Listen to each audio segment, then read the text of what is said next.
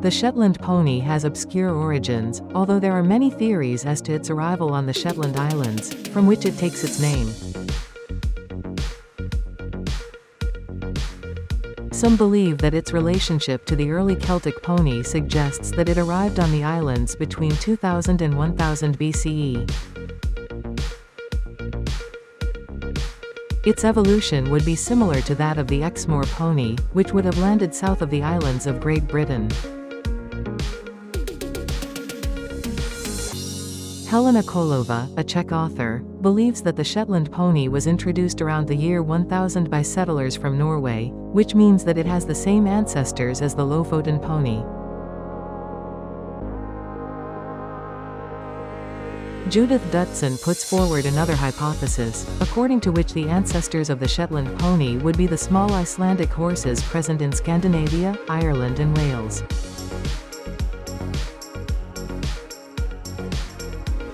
Bonnie Lou Hendricks of the University of Oklahoma says it's possible that the Shetland pony may have been descended from small horses from Scandinavia, which lived there before the lands were divided by water around 8000 BCE.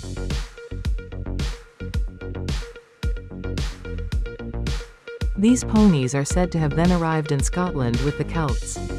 But many people contradict this theory, because it is not based on archaeology or genetics. In fact, ancient bones found on the Shetland Islands only date back to the 6th century BC. Its genetic proximity to Icelandic horse and fjord horse is probably the result of the various exchanges that took place in the Middle Ages between Scotland and Norway. In any case, it is natural selection that has forged this very robust pony over the centuries, in a very harsh climatic environment, where it is rare to be able to shelter.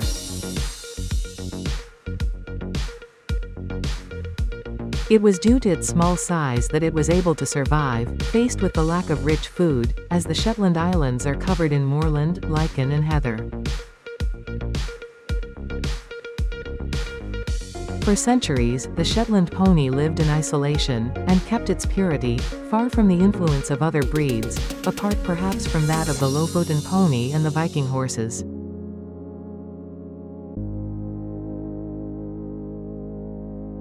During the 1600s, the islanders would use the Shetland pony for agricultural work, transporting various loads, such as cereals or peat.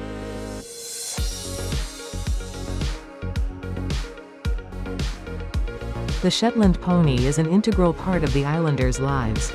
Most of the time, it grazes with the sheep, on very large areas, which it leaves when its owner needs it.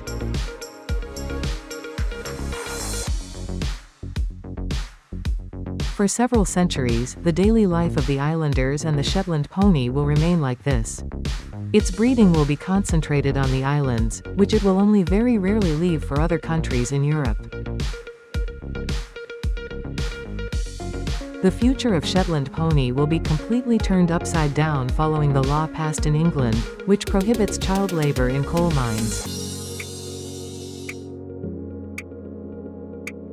England will look for solutions to replace children, who with their small size had access to areas inaccessible to most adults. The Shetland pony will quickly be called upon to replace them, because not only is it very small, but it is also much stronger. In fact, a Shetland pony is capable of carrying up to the equivalent of its weight, and towing twice its mass. This is how in the 1850s, the Shetland pony would become a highly sought-after breed.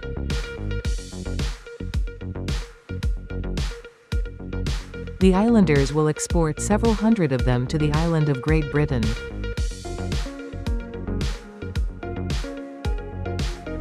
Unfortunately, only males with high traction capacity will be selected, and this will cause a degeneration of the breed, because the stallions remaining on the islands were poor breeders.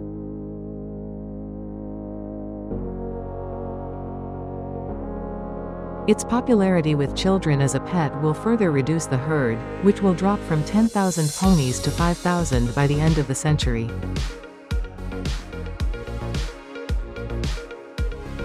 It was in 1868 that an attempt to improve the Shetland pony was put in place, through the creation of a first association, which disappeared 10 years later.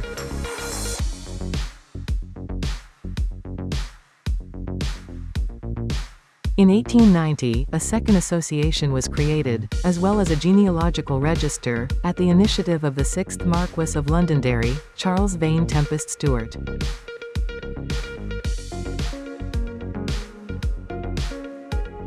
He registered the first stallions and established the breed standard, thanks to a committee which only validated ponies which had a height at the withers and a coat color which complied with the established rules.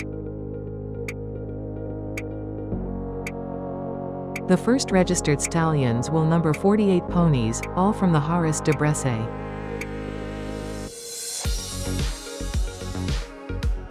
Two types then emerge, the heavy type which originates from the ponies used in coal mines, and the lighter type, which is popular for light traction and leisure riding.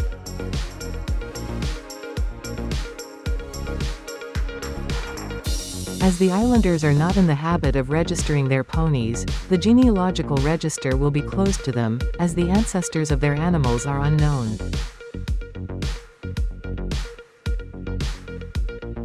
This practice was abandoned in 1909, so that the latter could also be registered, although with a height limit of 107 centimeters.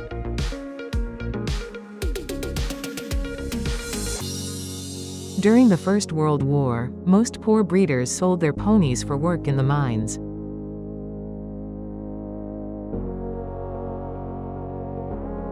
Then the generalization of mechanization affects the livestock even more, the quality and quantity of which are dangerously decreasing.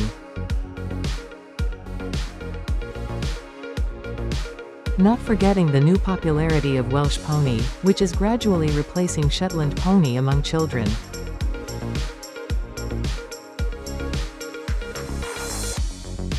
The Scottish Department of Agriculture took action in 1955, including regulating the breeding of Shetland pony.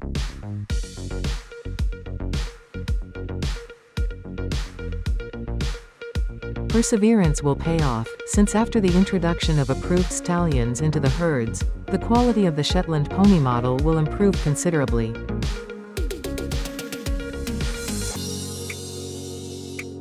Finally, this collegial work will be rewarded in the 1960s, since the Shetland pony will become popular again, and be favored by children.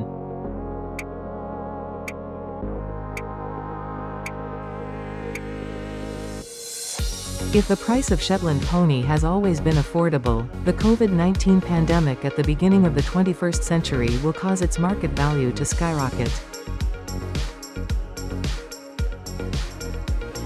In fact, during the lockdown, families will acquire a Shetland pony so that it can keep the children company, who are deprived of outdoor activities.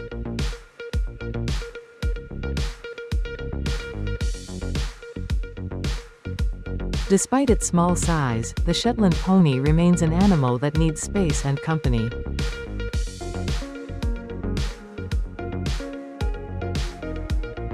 Some owners have the bad habit, because of his adorable appearance, of spoiling him too much and harming his health.